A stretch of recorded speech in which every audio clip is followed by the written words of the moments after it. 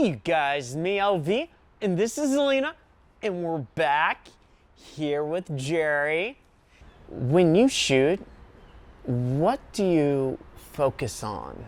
Like, is it the trees, the water, the lighting? So yeah, when I go out to shoot, I'm always looking for good composition.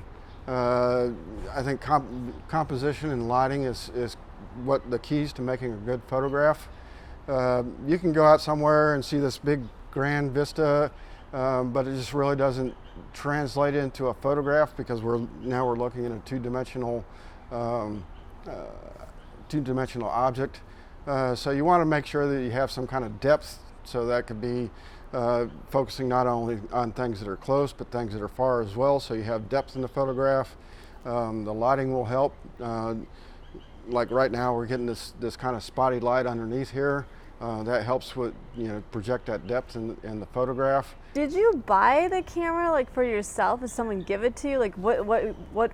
How did you go like, oh, I'm gonna try photographing. This is my thing. Like, I just bought the camera and then decided to Took a risk.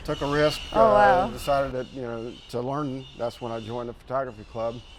I shot on that particular camera probably for about 7 years before I moved up to the current camera that I have now.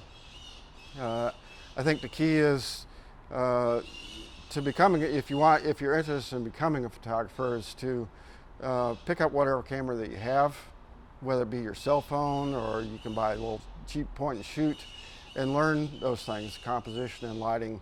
You can do that on a big fancy camera just as well as on your cell phone. And if you find that interest, what will tell you that you need to get a better camera is when the particular camera is limiting what you can do. So if you have particular techniques or things that you want to do, like slowing down the water, or if you're shooting wildlife, you need a longer lens to be able to pick out, get those animals at a distance. That will tell you when you need to graduate to a bigger camera. So, Jerry, where can people find you? So people can find me on my website. It's jerrysargent.com. They can also find me on Facebook at Jerry Sargent Photography, and also on Instagram at Jerry Sargent Photography. Facebook is probably the place to go though. Well, thank you for sitting down with us. Oh, thank you. And thank you for watching, you guys. We'll definitely be back with more here on LView. Bye. bye. We'd be good together, don't you think? No, Why? because I'll break your heart. Maybe I'll break yours. Nobody breaks my heart.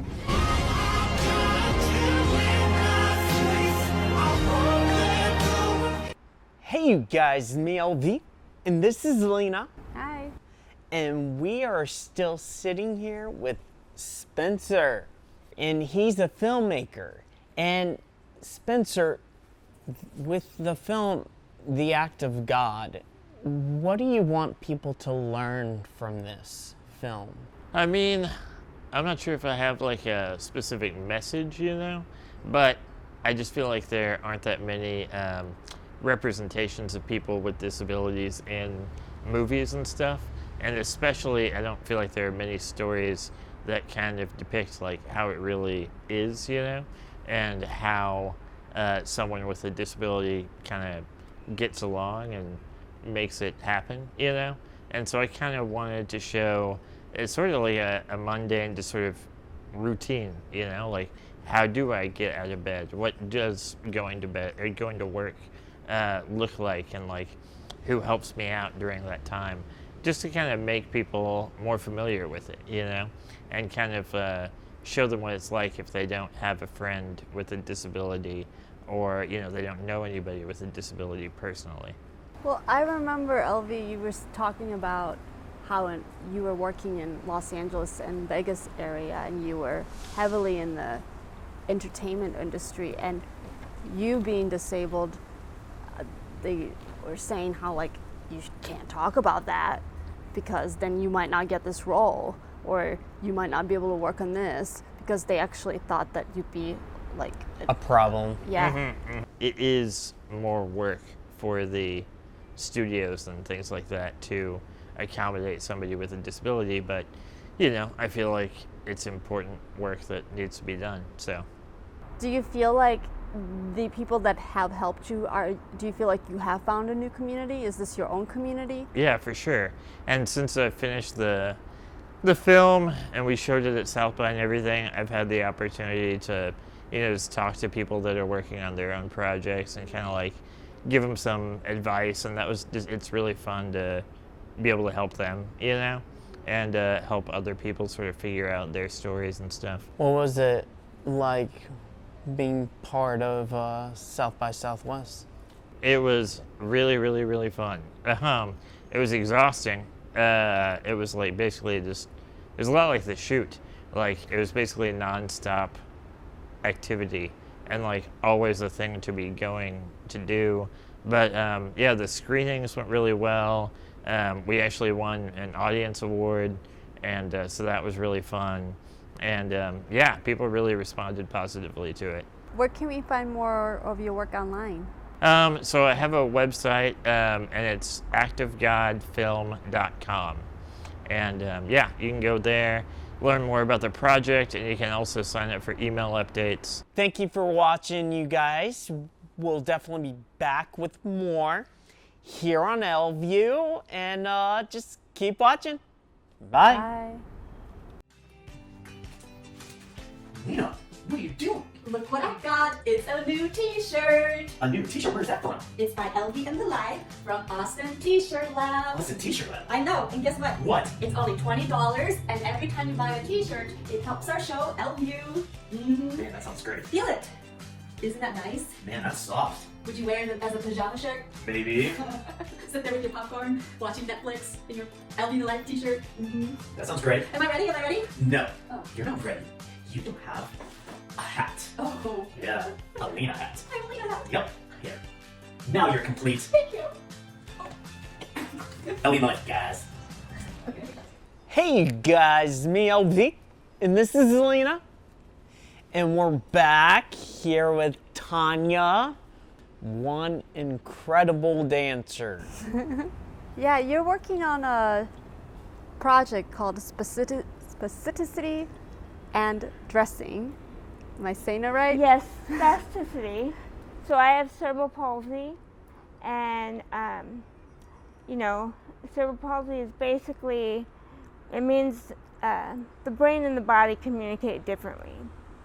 So spasticity is basically a lot of, I don't want to get too scientific with you here, but basically my brain has trouble tracking where my body is in space. So it sends a lot of signals down to my muscles to work. You know, over the years, my body has changed a lot, and it's really become an experience getting dressed. I have a whole dialogue that I talk to myself when I'm getting dressed, and a whole way that I have to get dressed, or I can't, like, I have to start, you know, with my pants first, certain leg, you know, that kind of thing, or I can't actually get dressed. The other thing is the coolest things I've learned as an advocate with a disability, I've learned from other people with disabilities, right? And so I want to share how I get dressed with others so that somebody watching might see that and might use some of my tricks of the trade. I mean, some dancers just purely dance, but then there's dancers who just purely entertain.